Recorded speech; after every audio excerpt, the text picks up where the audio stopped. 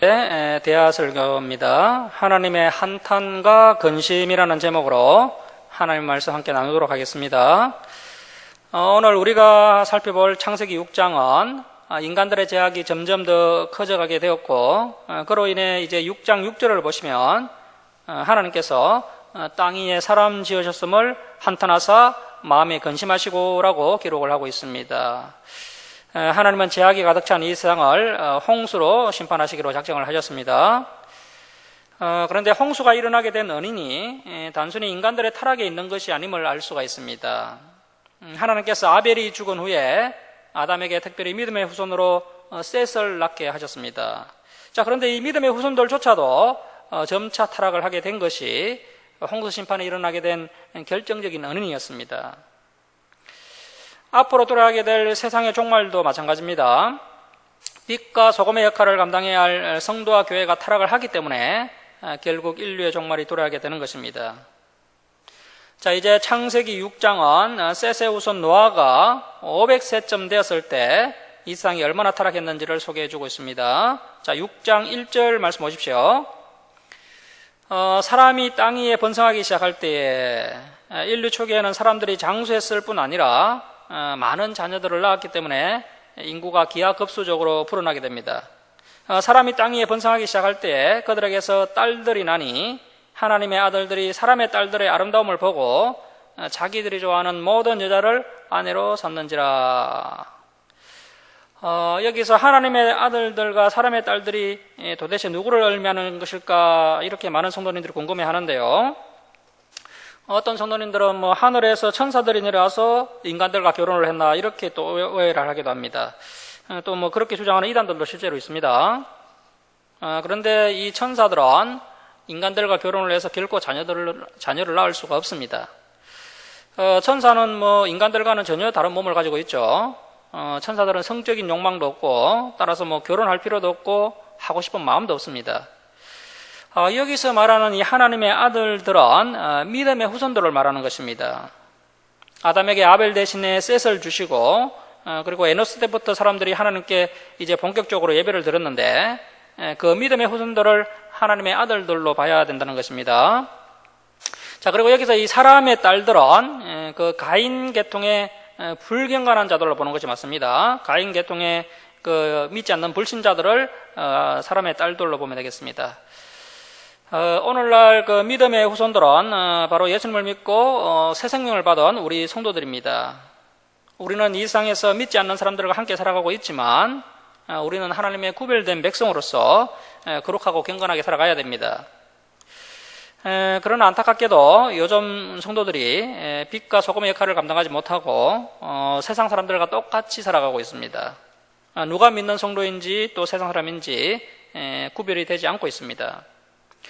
노아 시대 때도 마찬가지였습니다. 믿음의 후손들이 가인의 후손인 세상 여인들의 그 아름다움에 빠져서 세상 사람을 아내로 삼았던 겁니다.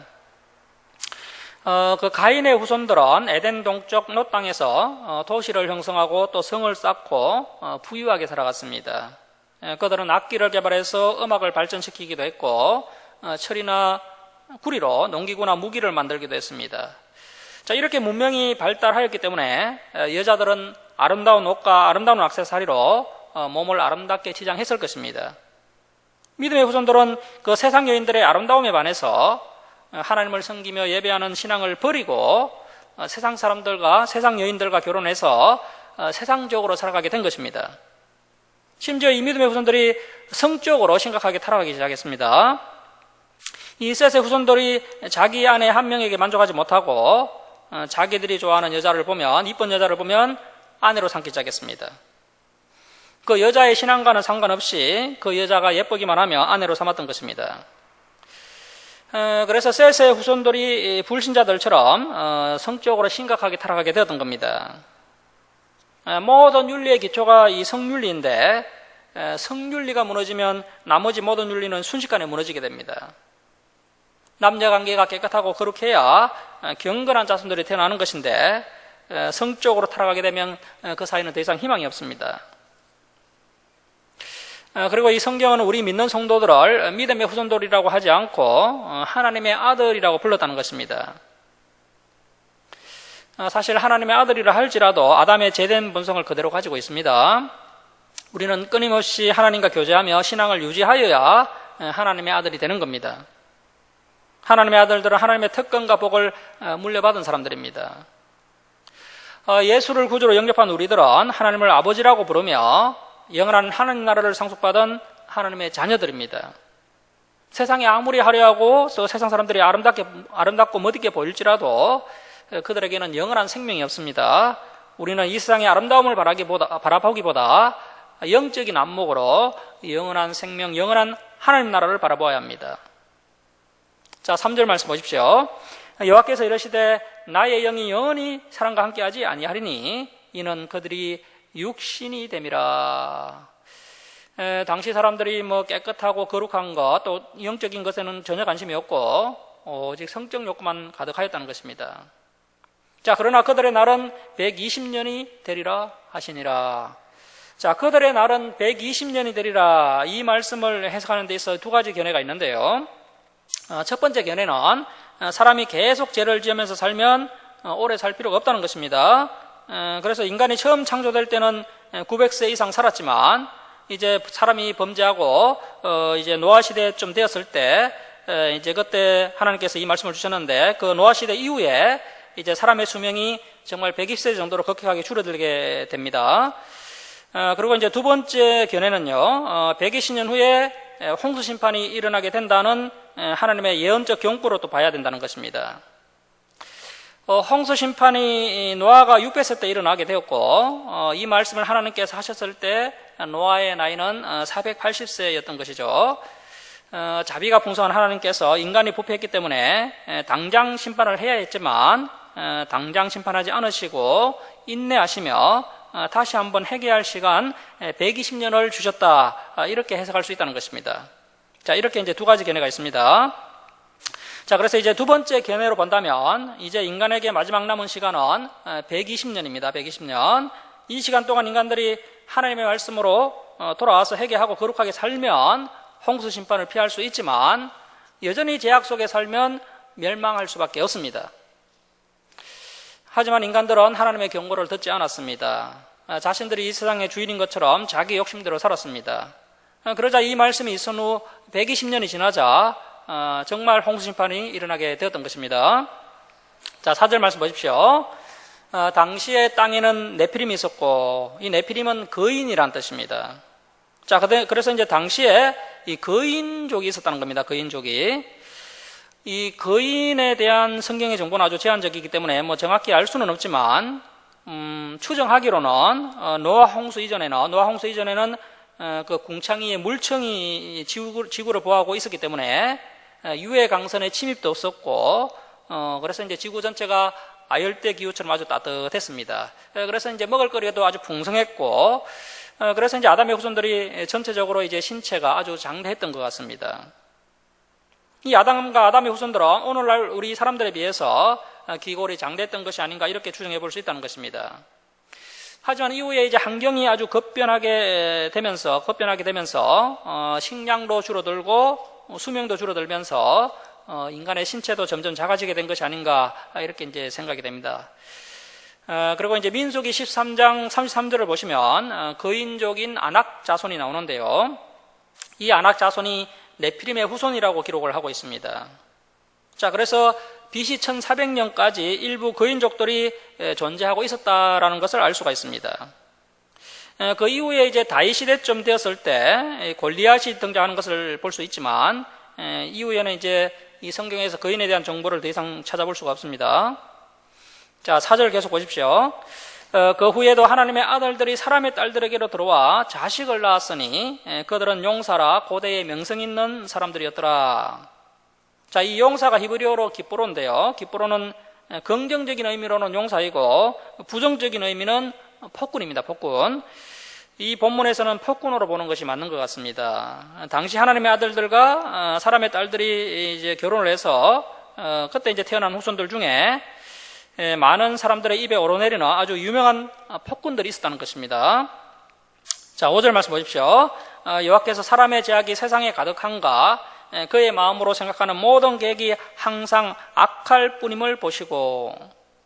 자, 하나님께서 당시 사람들을 보셨는데 죄악이 가득하고 그들의 마음으로 생각하는 모든 계획들이 항상 악한 것을 보셨다는 것입니다.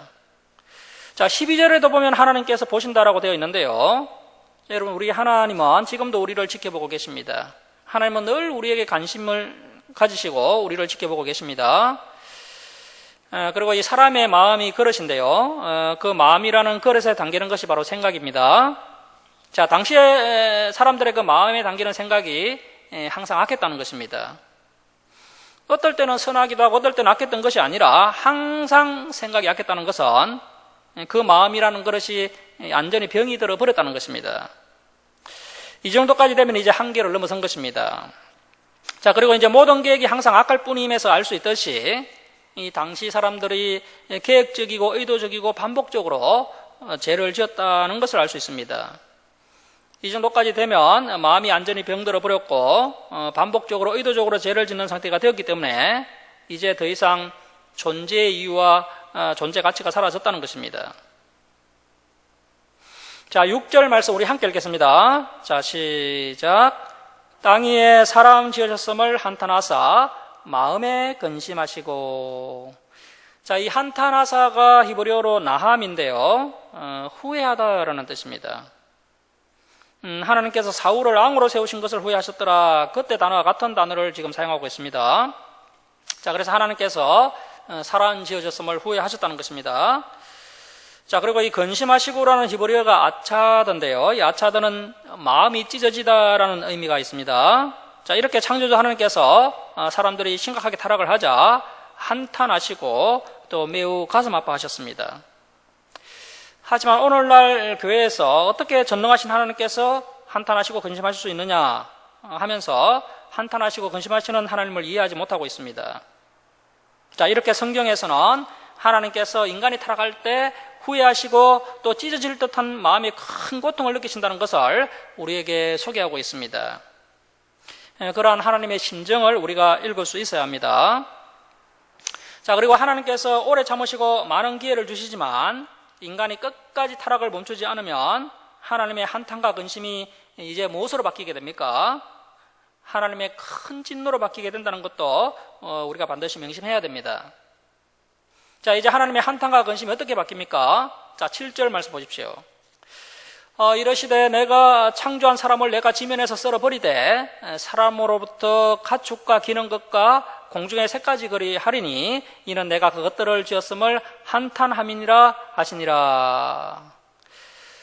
우리는 진노하시고 멸절하시고 썰어버리시는 하나님을 이 창세기를 통해서 만나야 됩니다. 자, 8절 말씀 보십시오. 그러나 노아는 여호와께 은혜를 입었더라. 이것이 노아의 조건이라. 노아는 의인이요 당대의 안전한 자라. 그는 하나님과 동행하였으며. 당시 사람들은 모두가 자신의 욕심을 따라 살아갔는데 오직 노아와 그 가족만 하나님과 동행하며 믿음을 지키며 살아가고 있었습니다. 성경은 노아가 의인이요 안전한 자라고 말씀하고 있는데 이 노아가 전혀 죄성이 없는 완벽한 사람이라는 뜻이 아닙니다. 노아 역시 우리와 다름없는 죄인이지만 하나님을 믿고 의지하며 날마다 죄를 회개하며 하나님과 동행을 하자 하나님께서 노아를 의인이요 안전한 자라고 인정을 해주신 것입니다. 자, 그런데 노아가 이렇게 의인이요 안전한 자라고 인정을 받은 것이 자신의 힘과 노력으로 된 것이 아니라 오직 하나님의 은혜였다는 사실입니다. 그래서 8절에 노아는 여호와께 은혜를 입었더라고 말씀하고 있습니다. 하나님께서 능력의 손으로 노아를 붙잡아 주시고 또 이끌어 주셔서 노아가 하나님을 바라보도록 하시고 노아가 승리하며 살아갈 수 있도록 은혜를 베풀어 주신 것입니다. 하나님께서 선택한 백성들은 꼭 붙잡아 주시고 인도해 주십니다. 우리가 곁길로 가려고 하면 그 길을 막으시기도 하시고 또 우리가 죄를 지으면 우리를 징계하셔서 우리를 주님의 거룩한 백성들로 살아가도록 하나님께서 간섭을 하십니다. 하지만 하나님이 선택하지 않은 사람들은 그냥 마음껏 죄를 지으며 살아도 전혀 간섭하지 않으시고 내버려 두십니다.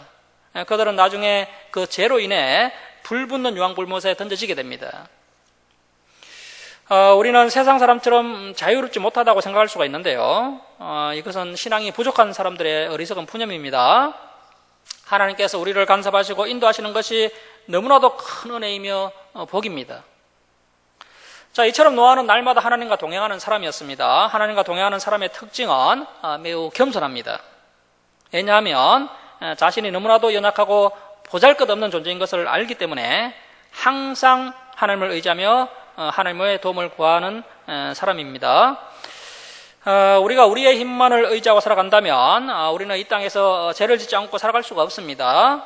그래서 우리는 살기 위해서 늘 주님의 도우심을 간구해야 합니다.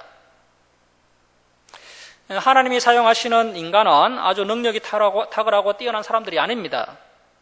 노아는 탁월한 사람이 아닙니다. 노아는 당시 사람들과 다를 바 없었지만 하나님의 은혜로 구별되어졌으며 또 거룩하여져서 하나님의 일꾼으로 쓰임을 받았습니다. 이 성경은 부족한 인간들을 사용하셔서 하나님의 뜻을 이루어가는 하나님의 경륜이 기록된 책입니다. 하나님께서 주도적으로 이 세상을 주관하시고 이끌어 가십니다. 그런데 하나님께서 그 뜻을 이루어 가실 때 우리 인간들과 함께 일하시는 것을 기뻐하신다는 사실입니다.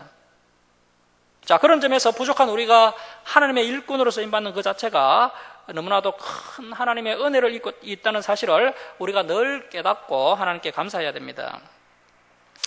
하나님의 영광을 위해서 때로는 우리의 헌신이 요구될 때가 있는데 그때 우리가 열심히 충성해야 됩니다. 자, 10절 말씀 보십시오. 세 아들을 낳았으니 셈과 함과 야벳이라. 셈은 동양인의 조상이 되었고 함은 아프리카인들의 조상이 되었고 야벳은 유럽 사람들, 백인들의 조상이 됩니다. 자, 11절 말씀 보십시오. 그때 온 땅이 하나님 앞에 부패하여 포악이 땅에 가득한지라.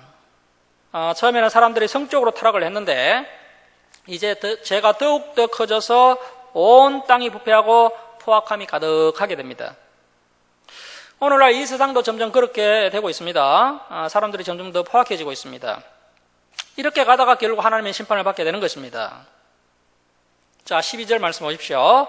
하나님이 보신즉, 하나님께서 관심과 애정을 가지시고 늘 우리를 지켜보신다는 것을 우리가 명심해야 됩니다. 하나님이 보신즉 땅이 부패하였으니 이는 땅에서 모든 혈육 있는 자의 행위가 부패함이었더라.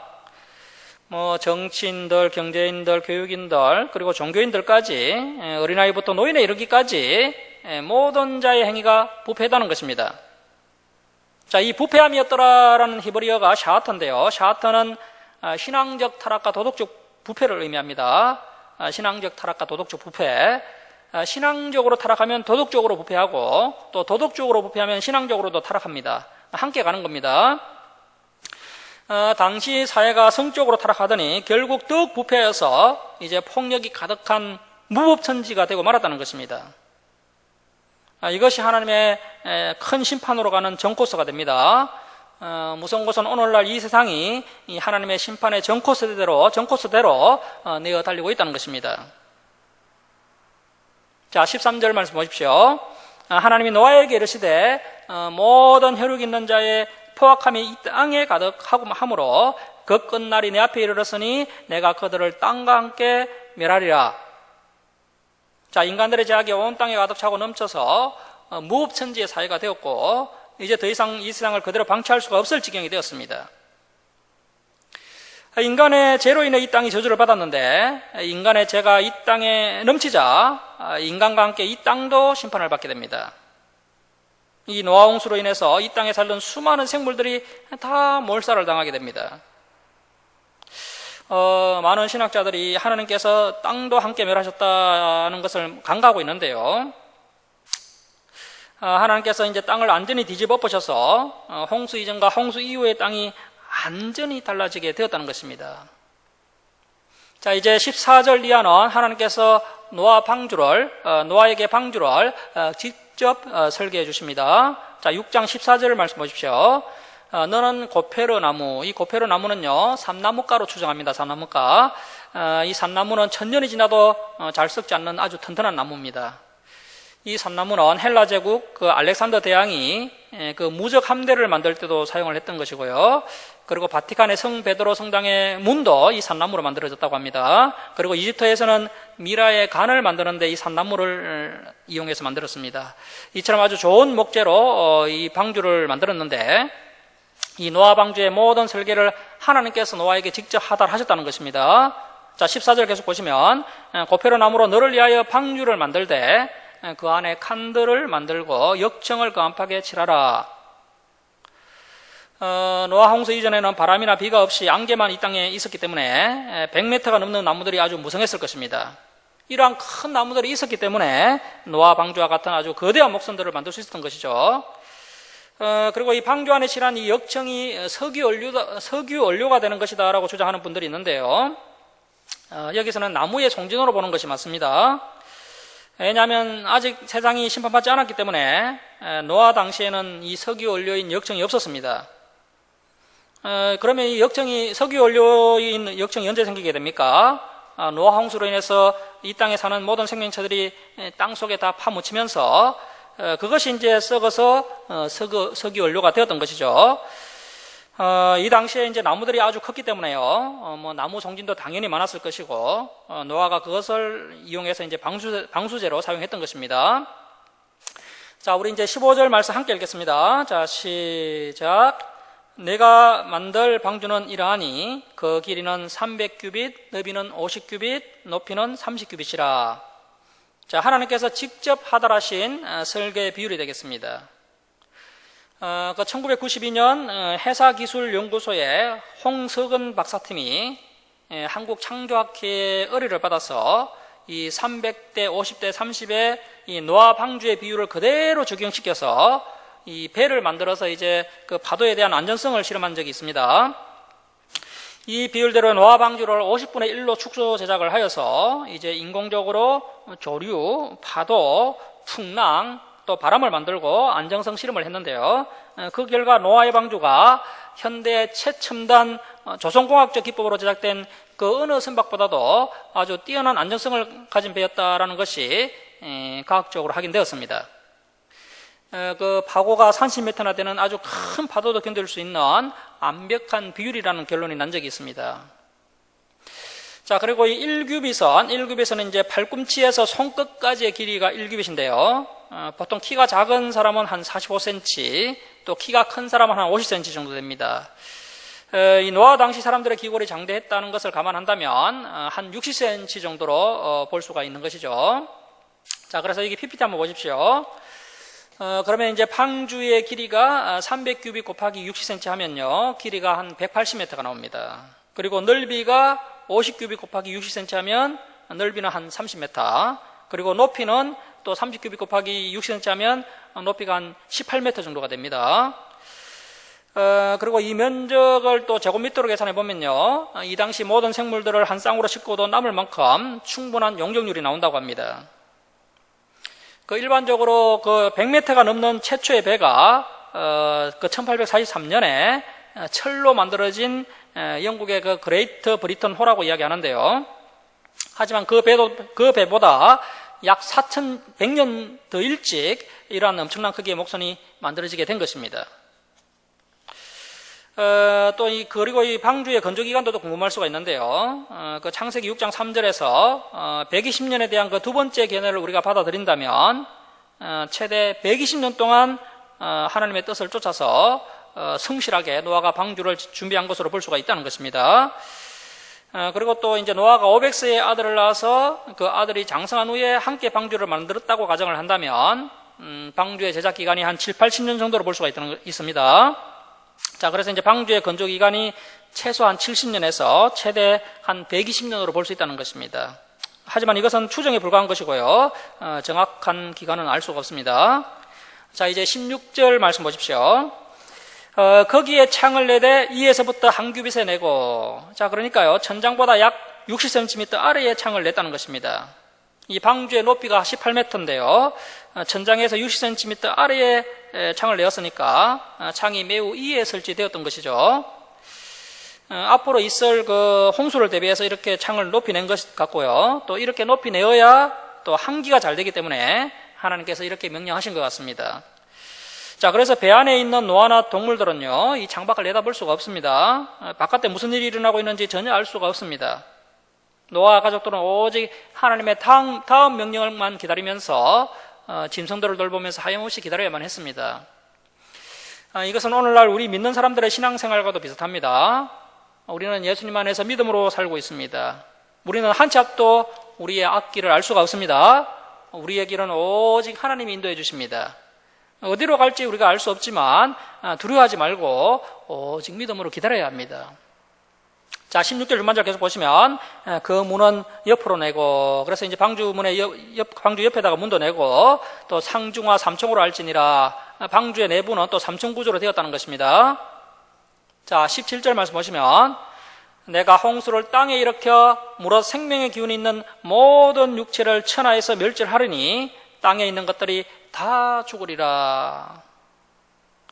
하나님께서 오래 참으시고 인내하시지만 자기 백성이 계속 죄를 짓고 타락 일변도로 내어 달렸을 때 결국 진멸하시고 멸절하시는 무시무시한 하나님이 이 스바냐, 하박국, 예레미야, 에스겔에서만 소개되고 있는 것이 아니라 이 창세기에서도 소개되고 있다는 것입니다. 자, 18절 말씀입니다. 그러나 자, 줄을 치겠습니다. 너와는 내가 내 언약을 세우리니, 줄을 칩니다. 자, 그리고 여기에다가 첫 번째 언약이라고 적어 놓습니다. 첫 번째 언약. 너와는 내가 내 언약을 세우리니 너는 내 아들들과 내 아내와 내 며느리들과 함께 그 방주로 들어가고, 총 8명이 방주에 들어갔죠. 언약이라는 단어가 최초로 나오는 본문인데요. 이 언약은 노아가 세운 무지개 언약을 말씀하는 것입니다. 노아에게 주신 무지개 언약이 성경책에서 가장 먼저 나오는 언약입니다. 그래서 가장 먼저 세운 언약, 가장 오래된 언약은 바로 무지개 언약입니다. 그 창세기 3장에서 여자의 후손이 뱀의 머리를 상하게 할 것이다, 이것이 최초의 언약이다라고 주장하는 신학자도 있는데요. 하지만 그것은 뭐 언약이라기보다는 그냥 하나님께서 말씀하신 것이고요. 정식으로 언약이라고 하면서 체결된 언약은 노아에게 주신 이 무지개 언약이 첫 번째 언약이 되겠습니다. 자, 그런데 이 무지개 언약은 그 구약의 중심축을 이루고 있는 그 시내산 언약과는 성질이 완전히 다릅니다. 무지개 언약은 은혜의 언약, 그냥 뭐 편무적이고 일방적인 언약입니다. 우리 한국교회가 이 편무적 일방적 은혜의 언약에만 관심을 가지고 있는데요. 이 구약의 중심축인 옛 언약, 그 구약이라는 말에 나오게 된 그 시내산 언약이 쌍무적인 언약이며 또 조건적인 언약인 것을 이해하지 못하므로 오늘날 우리 성도님들이 구약 성경을 많이 오해하고 있는 실정입니다. 자, 아무튼 이 무지개 언약이 지금도 여전히 우리의 행위와는 상관없이 발휘되고 있는 언약이 되겠습니다. 이 무지개 언약은 우리가 창세기 9장에서 자세히 살펴보도록 하겠습니다. 자, 그리고 이제 다음 화면 보시면요, 그 한문에서 그 배선자를 보시면 배주자를 먼저 쓰고, 그리고 그 옆에다가 8팔자와 입구자를 씁니다. 그러니까 그 배에 8명의 식구가 타고 있었다, 8명의 사람이 타고 있었다, 이것이 중국인들이 사용하는 배선자라는 뜻입니다. 이 중국 사람들도 뭐 노아의 후손들이었죠. 그래서 노아의 가족 8명이 방주에 탔던 것이 이제 구전이 되면서, 입으로 구전이 되면서 이렇게 배선자가 된 것이 아닌가, 이렇게 이제 생각해 볼 수 있겠습니다. 자, 19절 말씀 보십시오. 혈육 있는 모든 생물을 너는 각기 암수 한 상씩 방주로 이끌어들여 너와 함께 생명을 보존하게 하되, 새가 그 종류대로, 가축이 그 종류대로, 땅에 기는 모든 것이 그 종류대로 각기 둘씩, 암컷 수컷 한 상씩 내게로 나오리니 그 생명을 보존하게 하라. 자, 여러분, 이 노아가요, 동물들을 방주에 싣기 위해서 막 잡으러 다닌 것이 아닙니다. 동물들이 하나님의 명령을 따라 스스로 방주에 나와서 방주에 타게 된 것입니다. 자, 21절 우리 함께 읽겠습니다. 자, 시작. 너는 먹을 모든 양식을 내게로 가져다가 저축하라. 이것이 너와 그들의 먹을 것이 되리라.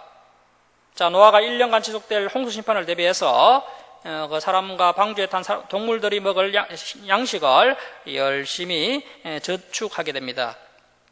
자, 22절 말씀 보십시오. 노아가 그와 같이 하여, 자, 줄을 치겠습니다. 하나님이 자기에게 명하신 대로 다 준행하였더라. 창세기에서부터 믿음이라는 것은 말로만 믿습니다 하는 것이 아니라는 겁니다. 하나님의 말씀대로 다 준행하는 것이 참 믿음이라는 겁니다. 우리가 정말 예수님을 믿고 하나님을 믿는다면 하나님의 말씀은 이제 지키게 되어 있다는 것입니다. 자, 이처럼 노아는 준행하는 참 믿음의 사람이었던 것입니다. 당시 사람들은 노아가 오랜 세월 동안 엄청난 크기의 목선을 만드는 것을 보고 다들 이 노아를 보고 미쳤다라고 이야기했을 것입니다. 노아는 자신이 왜 이 큰 배를 만드는지 사람들에게 설명해봐야 아무도 듣지 않았습니다. 노아는 사람들에게 하나님께서 홍수로 이 세상을 심판하실 것이다. 그러니 빨리 해결하. 이렇게 이야기했지만 사람들은 노아의 말을 듣지 않았습니다. 특히 홍수 심판 이전에는 비가 없었습니다. 그리고 비구름도 없었기 때문에 항상 맑은 날씨 속에 한 번도 경험하지 못한 그 홍수를 대비해서 거대한 배를 만들고 있는 노아를 보면서 사람들이 홍수가 언제 임하느냐 하면서 노아를 조롱하였을 것입니다. 그래서 이제 홍수가 일어날 때까지 사람들은 먹고 마시고 또 시집가고 장가도 가고 또 장사도 하면서 그저 시대 정신을 따라 정신없이 살아가다가 결국 하나님의 심판에 걸려들게 되었던 것입니다.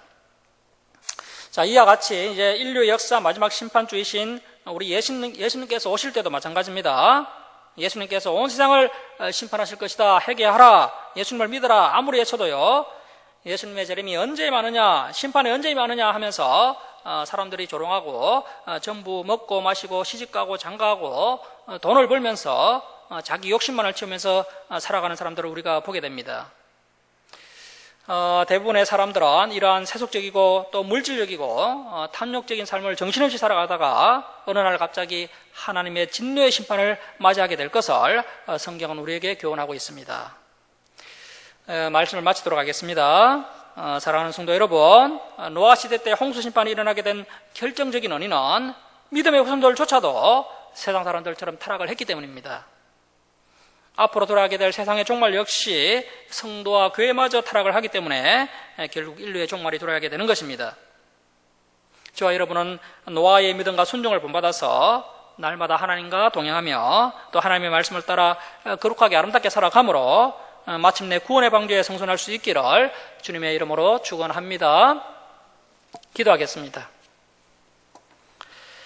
사랑의 하나님 아버지, 오늘도 저희들에게 귀한 진리를 허락해 주시니 감사합니다.